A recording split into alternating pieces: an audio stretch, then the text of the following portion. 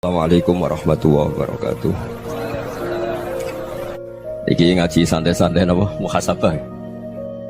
Muhasabah itu kalau Kiai Jawa maknani itu ngoreksi diri sendiri. Jadi menghitung diri sendiri. Ini pas bidang yang saya tekuni tadi karena Habib Ahmad yang minta kemarin sama ibu saya dari Indonesian Power itu. Ibu Lia, saya turutin. Sekaligus saya sambil belajar terus tentang muhasabah.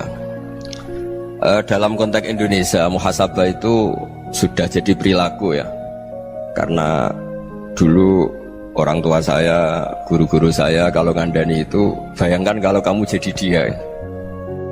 Jadi misalnya kita mentang-mentang atasan, otoriter sama bawahan. Bayangkan kalau kamu jadi yang bawahan itu kayak apa? Laukun tamakanah, kalau orang Arab bilang, bayangkan kalau kamu di posisi dia.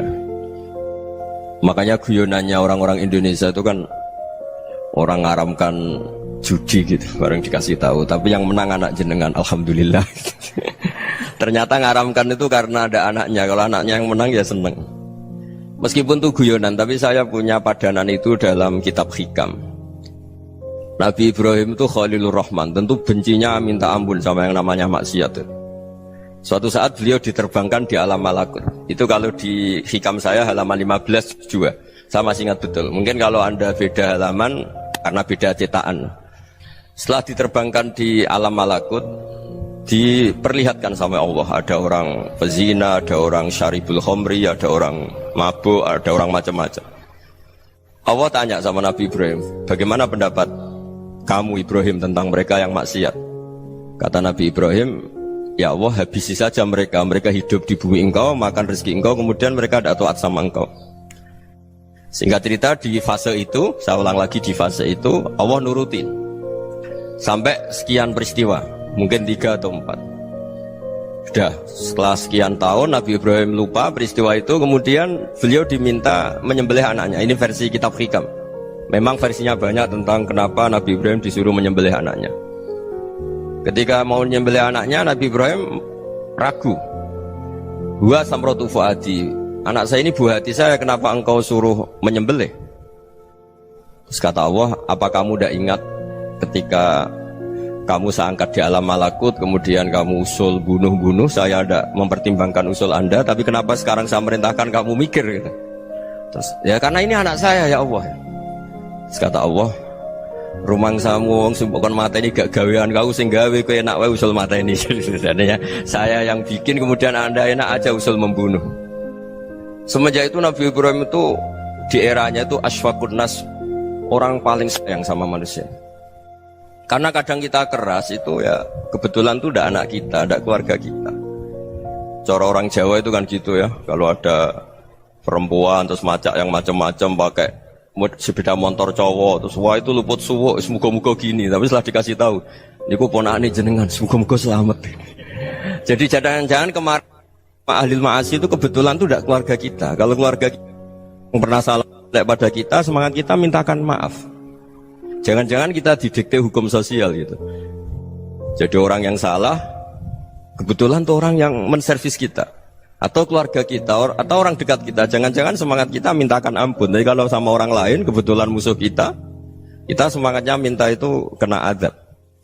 Nah ini yang nggak boleh dalam Islam. Islam mengajarkan niru Rasulullah SAW, Nabi itu rahmatal lil alamin. Bahkan kemarin saya ngaji virtual sama beberapa habaib, ada Habib Ali Al-Jufri dari Mesir, ada Habib Alwi dari Kuitang, ada Habib Nabil Al-Musawa. Dari sekian habaib itu saya masih ingat diantaranya yang didawuhkan rahmatan lil alamin itu ketika Nabi adzahu qaumuh, disakiti oleh kaumnya, dan itu mereka masih kafir semua.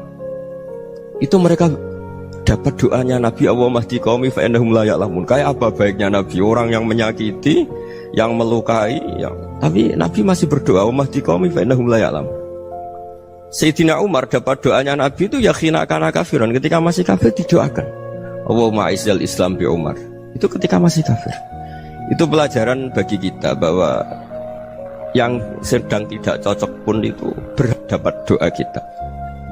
Ya doa supaya kondisi kita baik, hari tambah baik. Karena agama ini Saya berkali-kali bilang limangka nayarjuwa hawal yawmal akhir. Agama ini diperuntukkan bagi yang selalu punya harapan pada Allah Subhanahu wa taala. Saya cerita muhasabah ini tentang hubungan kita dengan Allah. Di Indonesia itu banyak orang fasik, banyak orang nakal. Ya di mana-mana orang nakal itu ya mayoritas, wa aksaruhum fasikun. Tapi berkahnya harapan. Mungkin saya kira nakal sok benda, mungkin saya kira sholat sok ben sholat, mungkin sekarang belum sakhok, belum dermawan, suatu saat dermawan. Barokahnya itu kefasikan ini dianggap sementara, sedang fasik, sedang tidak benar. Karena kiai-kiai kita, para guru-guru kita, para habaib utamanya itu mesti bilang semoga husnul khotimah. Nah barokahnya doa itu semoga husnul khotimah itu menjadikan satu pola sosial. Yang sedang fasik ini masih diharapkan jadi lebih baik, jadi lebih. Sehingga kita tidak ngambil sikap ekstrim, yang ingin menghabisi atau ingin mengadili, tidak. Karena selalu kita punya harapan, Dan agama ini limangka nerjuwa hawal yawmal akhir. Bayangkan itu kalau yang nakal itu anak kamu. Pasti kamu nggak ingin kan langsung dapat azab, dapat apa. Padahal kita semua jadi tokoh ini abul kulli, bapak dari semuanya. Sehingga ketika Rasulullah SAW jalan-jalan kemudian melihat perempuan sedang menyalakan api. Kalau apinya mati ditiup, anaknya dijauhkan. Nanti kalau sudah jauh dari api, anaknya digendong lagi. Terus kata Rasulullah, matur ke semua sahabat, Aro'aitum anna hadih tarihatan waladaha alan nar. Apa kamu berpendapat bahwa perempuan ini akan melemparkan anaknya ke neraka? Tidak ya Rasulullah. Tidak akan seorang ibu melemparkan anaknya ke api. Terus kata Rasulullah, Allahu arhamu min hadih biwaladiha. Allah lebih rahman, lebih rahim dibanding orang tua ini kepada anaknya.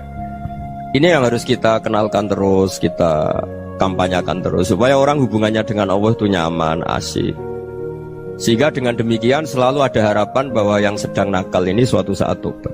Kita tidak boleh menghukumi pasti begini, pasti gini, itu tidak wilayah kita. Itu juga yang dicontohkan Rasulullah SAW. Secara lahir Nabi itu nggak berkenan sama Wahsy, karena Wahsy itu salahnya salah fatal karena membunuh ahabban nasi ila Rasulillah, yaitu membunuh Sayyid Hamzah. Jadi ketika Wahsy tobat, Nabi itu terima tobatnya. Dan ketika beliau dengan basariyahnya nggak siap ketemu Wahsy karena harus ingat Sayyid Hamzah, basariyahnya diturutin. Oke, kamu iman, saya turutin, tapi jangan sering ketemu saya. Karena kalau ketemu kamu, saya masih ingat sama paman saya, Sayyid Hamzah. Kita bisa ngelola seperti itu. Kita tidak cocok sama orang, bagaimanapun mereka umat Rasulullah SAW, kita tetap mencintai mereka. Misalnya kalau beda agama, mereka sama-sama orang Indonesia, kita mencintai mereka atas nama warga Indonesia. Tapi kalau misalnya potongannya ora cocok, beda kultur, bawaannya itu mangkel no coro Jawa, ya bisa diilmoni, jangan ketemu. Wong sudah tidak cocok, ingin ketemu nyari solusi. Roh ini tok seneng itu kan ya repot gitu. Ya sudah kalau nggak pati cocok ya jangan sering ketemu. Dan itu kita bisa memanage seperti itu tuh bisa. Saya berkali-kali cerita tentang Imam Syafi'i. Kalau dikasih tahu ya Imam Abu Abdillah, panggilannya Imam Syafi'i, tetangga anda ini ternyata banyak yang nggak senang anda. Jawabnya beliau senang. Ya bagus kalau nggak senang saya, ndak utang saya katanya. Jadi gara-gara saman seneng aku ngatur aku ini kan. Dan mungkin saman rasa seneng kan ya enak. Jadi hidup itu dianggap happy. Kalau seneng ya teman silaturahim, kalau nggak seneng ya nggak bakal utang gitu. Baru kayak seneng itu nggak ganggu. Gitu. Jadi dulu itu orang bisa ngelola seneng tidak seneng itu bisa. Karena ada kearifan hubungan dengan Allah Subhanahu wa taala. Hidupnya selesai karena masyghul bi dzikrillah, mereka sibuk dengan Allah. Makanya kata ulama-ulama tasawuf, kamu jangan melihat manusia perilakunya, tapi kamu juga harus ingat yang gerakkan semua itu Allah Subhanahu wa taala. Dengan demikian kita farah, kita senang. Makanya Nabi kalau ngutus Anas bin Malik kemudian nggak kesampaian yang diinginkan karena Anas main. Ketika garwa-garwani Nabi agak tersinggung, Nabi andaikan Allah menghendaki yang saya inginkan kesampaian, pasti itu kesampaian. Jadi dianggap kegagalan Anas gak manggil yang dituju Nabi itu ya kersane Allah, ya enteng saja. Sayyidina Ali lebih parah lagi yang dialamin. Itu dalam beliau kalau dipanggil itu gak cepet-cepet ke sana. Ketika ditanya, kenapa kamu tak panggil gak cepet ke saya? Amin tu ukubatak, karena aku tahu kau orang baik. Orang baik itu pemaaf. Jadi makanya orang-orang soleh dulu itu bodoni itu. Makanya sekarang kalau ada orang bodoni itu mesti beda orang soleh. Kalau orang-orang soleh itu kakean husnudzon lagi sering dibodonin. Abdullah bin Umar itu masyhur itu. Kalau ada budaknya sering sholat, sergap sholat itu dimerdekakan. Akhirnya nggak sholat pun pura-pura sholat. Akhirnya juga dimerdekakan. Ketika ditanya, kenapa engkau merdekakan? Padahal mereka sholatnya menipu engkau, kata pembisik-pembisik itu. Man khoda'ana lillah in khoda'na lah. Dia nipu atas nama Allah, berarti saat tertipu juga atas nama Allah. Gak masalah dong, semuanya demi Allah Subhanahu wa ta'ala. Mensifati Allah Ta'ala itu ghafir, Allah pemaaf. Jangan kamu gak fair untuk diri kamu nyifati Allah ghafir, pada orang lain Allah kamu sifati syadidul iqab. Jadi Allah kamu atur, kayak MC tadi ngatur saya. Jadi Allah itu apa? Kalau pada saya ghafir, kalau pada musuh saya syadidul iqab. Itu tidak fair.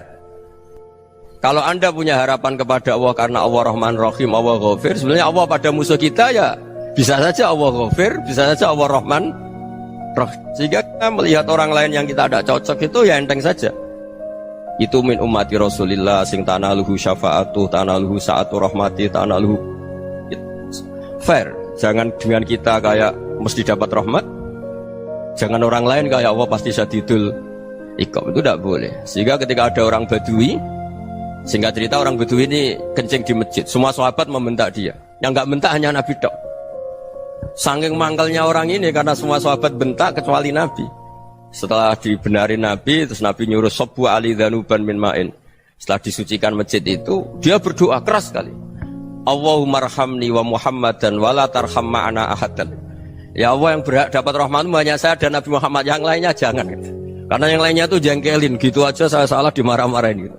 Jadi kalau kamu doa terbatas ya kayak orang Bedui ini, kayak orang Arabi. Apa kata Nabi? Laqad tahajjarta wasi'an. Allah yang rahmatnya luas menjadi kamu sempitkan. Karena kamu mau atur Allah hanya Rahman pada Indonesian Power, pada NU, pada kita yang orang lain nggak perlu dapat. Itu kan kasihan Islam, karena Islam terus nggak dimiliki semua orang.